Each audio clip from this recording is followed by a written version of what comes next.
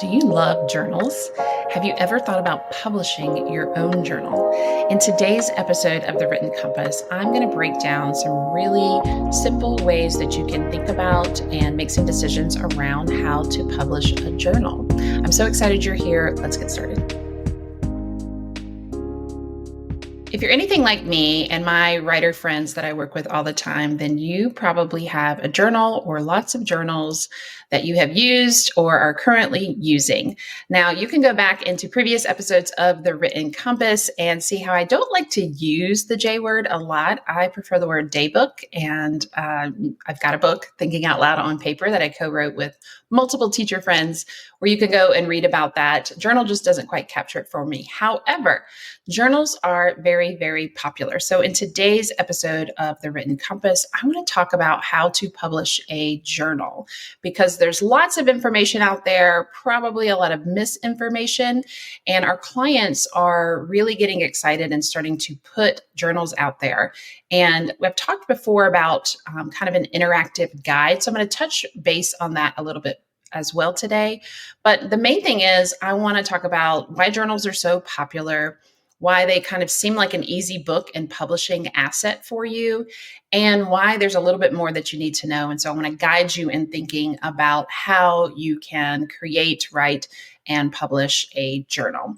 So the main thing is that, journals are popular. They're not going anywhere. They've been around forever. The idea of blank pages between two bound covers and just an open space for you to write is something that every writer that I know has, and something that a lot of people find very beneficial. They're often really cool looking. You've got all kinds of styles, from moleskins, grid paper, graph paper, dot journals, bullet journals, like it runs the gamut, right? And they have become even more popular in the self-publishing world because of cool tools like Canva that have been allowing people to get more creative. If you're not an artist or an illustrator or a graphic designer, you can use these tools like Canva to create cool designs and actually download them in the same files that are needed to publish on Amazon. Now, because they have become so popular, they're considered low content books for the most part. And I'm going to talk a little bit more about what that means here in a little bit. But it's also, because it's becoming more popular, there's lots more in that market. And so I want to guide you today in really how you can publish a journal that actually is something people want to buy and use and can become a part of what you offer and share with people in the world. So the way I like to start when my clients want to consider publishing a journal or an interactive guide of some sort, meaning there's some of their words and then there's blank pages for the user to write, is we really want to start with the user experience and your intentions for the journal. And I'm going to keep it really simple. I feel like, and have noticed and have supported our clients in kind of two different user experiences. One is a guided experience, and I'll talk about the levels of that in a minute. And then one is a more open experience, and I'll talk about what that means as well. So let's talk about a guided user experience. So many of the people who consider creating a journal, that it's coming from a place of, hey, these are things that I have used with my students in the classroom, with my patients in a therapy setting, or clients in a therapy setting, with my coaching clients, with my customers, with myself, right?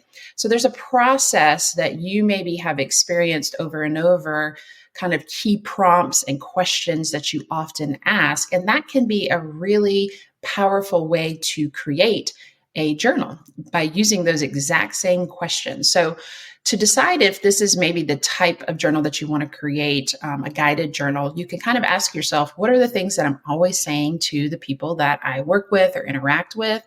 What are those key lessons or prompts or ideas that I use for myself on a daily basis that have really been beneficial on your personal growth or self-help journey?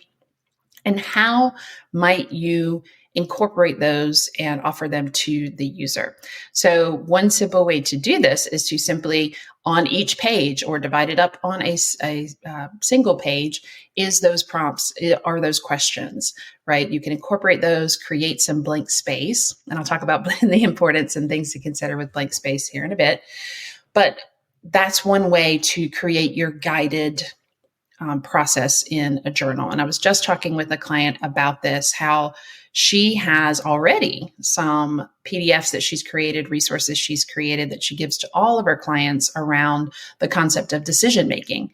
And they're the same kind of questions and prompts and guided exercises. And so we talked about how we can turn that into a journal that reaches way more people if we take it from that simple PDF that people would download and maybe use digitally or print, and then turn it into a pretty, something they can hold in their hands, flip the pages, that sort of thing. So the other thing to consider with a guided type of journal is, do you want your questions, your prompts, your process that you want to walk the user through, do you want them to repeat? Or do you want to cover kind of all of the questions? So a client who's getting ready to hit publish on her kind of interactive journal, it is a trademark process. She actually just got the trademark approved for it. And she is, when we were coming up with what she wanted to include, there was so much content in this trademark process. I don't want to say it because I don't want to spoil it, and we'll share it later when it comes out because it's not quite published yet. But there's so much in her process. This is what she walks her clients through. This is how she coaches. This is what she does for herself to keep herself grounded and aligned with her goals and purposes in life. And it was a ton. We realized once we got going, like, wow, this would be a little bit overwhelming for the user to include all of those things, right? And that could be something eventually we wind up doing, is putting together. We basically realized she had multiple journals. And so she's just starting with a morning and evening part of her practice that she walks people through. And then later we'll move and create a guided journal around another part of the process, and so on and so forth. So she's going to have 4, 5, 6 of these journals ultimately out in the world. And then we will create a kind of, one that rules them all, a combined one for users who want that. Right. So we like the idea of kind of creating this pathway of multiple guided journals, and then eventually creating one that had everything included. But that's what you want to ask yourself. Is it valuable? What is more valuable to the user for them to repeat this process, ask themselves these similar questions? Is it every day? Is it every week? How many weeks? And so on and so forth. And this is something that we really break down and work with our clients and talk them through and coach them through what's going to be best, because oftentimes we want to include everything and save the world with the things that we're creating and publishing. And really, for a user, they just need a bite, right? They just need a bite-sized portion, a bite-sized idea to hang on to and kind of get under their belt, get used to doing over and over. And the other thing that's about this, that needs to be considered about this, is, what is the ultimate goal for you? If it's for them to come and work with you, then you kind of want to leave a little bit left open, or a little teaser, so that then they go, "Ooh, this really moved the needle for me. I want to go see how to, what else this person offers and how I might be able to get direct support with this and keep going."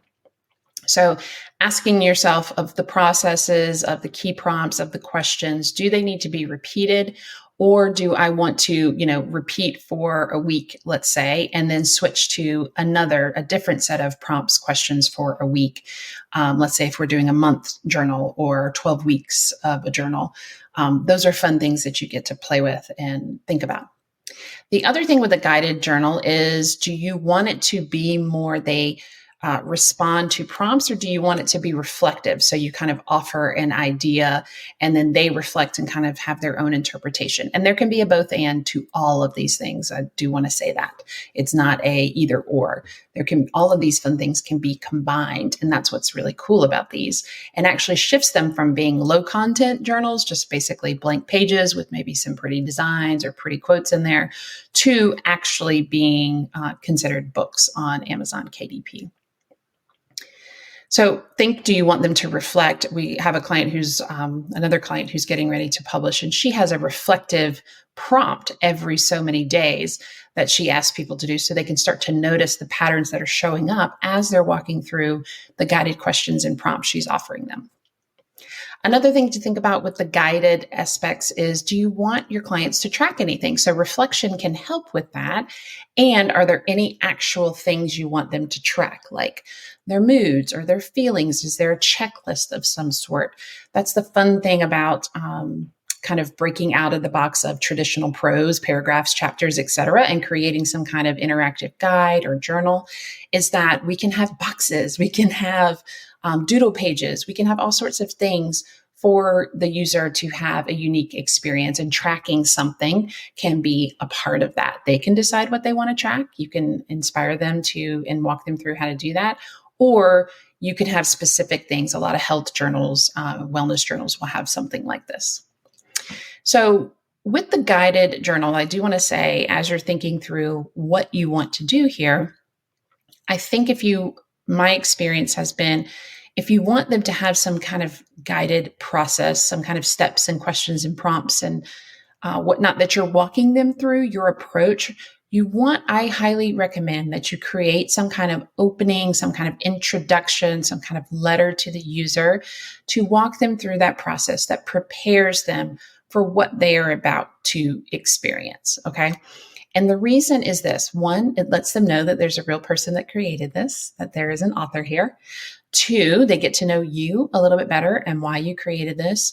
Three, it's going to prepare them, inspire them, get them ready for what is to come and help them understand it without you being there, right? And so this is a tricky piece and needs some support around how to get that wording right and not go into too much detail, right? But just enough that they're going to be successful in using the journal. And this is also a great way to leave the reader wanting more, the user wanting more, with like, hey, if you want support around this, head to this place. We can have a call to action in that opening as well. So if you're going for a guided experience, these are some of the things that I want you to consider as you are creating your journal. If you're going for a more open experience, right, you can still have questions, but things like the order or following a specific process become less important because you're really offering a lot more open space for the user to create their own experience, right? Things might not repeat. Maybe you have a question or prompt or an idea every couple of pages, right? So maybe there's more blank space. This is more of a simple approach, and it is for the user to kind of decide what their experience is. So again, you may or may not need something like that introduction, but you still could use an introduction, even if you have this open concept. And so the whole goal here with the open concept is that you're probably going to want to focus more on the look of the piece, making sure it's user friendly, thinking about, you could do variations in the pages if you want, some line pages, some blank pages. You can think about design a little bit more carefully and intentionally. Or you could keep it really, really, really simple. Just know that the less words that are happening, the more likely you are heading yourself to what the print on demand spaces call a low content book. This is important to recognize because depending on the platform that you use, you may or may not have an ISBN with this. And again, that ISBN is the number, the barcode that gets put on the back of things. And that's just important. I'm not going to go into too much detail here about that, but that's important, again, depending on your intention for this journal, for this experience that you want the user to have, right?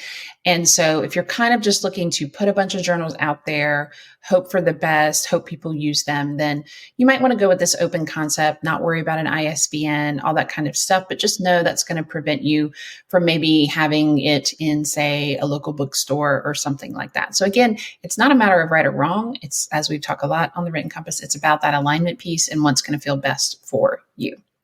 And here's the thing I want to kind of leave you with around the how to publish a journal idea is many of the people that I talk to, because they're business owners, entrepreneurs, They've created content over and over and over again. They've guided people through various things, teachers, therapists, counselors, thought leaders, etc. They already have content available for a journal. Literally, one of the journals that I was speaking of earlier, she has these questions. She has had these questions written out, uses them all the time. And so we simply took them, tweaked them a little bit, knowing that, she's not asking these in a coaching conversation. This is happening in a journal where she is not going to be physically present with the person. So we just had to tweak the language a little bit, and then boom, a journal was birthed, right? So if you work with people, if you walk people, or even yourself have walked yourself through a process that is unique to you, then you probably have enough content, enough ideas for a guided or open style journal. And that's really fun because that can be a really simple way to, one, get published, to add kind of that A for author in your bio, to have sort of some side income coming in, to be able to have things that you can share with people. You can gift these, you can pass them out in fun places and events, and almost like a new business card, so to speak. So there's lots of different fun things, and it's kind of a nice way to get published without nearly as many words, right, as contributing to a chapter in a book or writing your own book. And I wanted to make sure you knew that we are supporting people right now, and we have our schedule open to talk to you. If a journal or something else you are considering in your writing life, we want to talk to you. So head to shanahartman.com/schedule to get on my team's schedule, see what is showing up for you, see what kind of support you need. And if we think we can help you, then we will talk you through what that gets to look like and your next best steps. Thanks so much for joining me, and I'll see you next time. Thank you so much for listening to this episode of The Written Compass. If you are enjoying this content, do me a favor and go and review the podcast. This allows me to share and get these messages out to the people who really need them, who we want to read their books in the future. You can also go and share your thoughts and tag me at ShanaHartman_ on Instagram. Again, this is just a way for us to get connected and share the writing love. And if you know that you are ready to write your book, that message that's been burning inside of you for a long time, then I want to talk to you. My team and I want to talk to you. Head on over to shanahartman.com and click Work with Us. From there, you'll see an application to explore and see if writing your book is your next best step.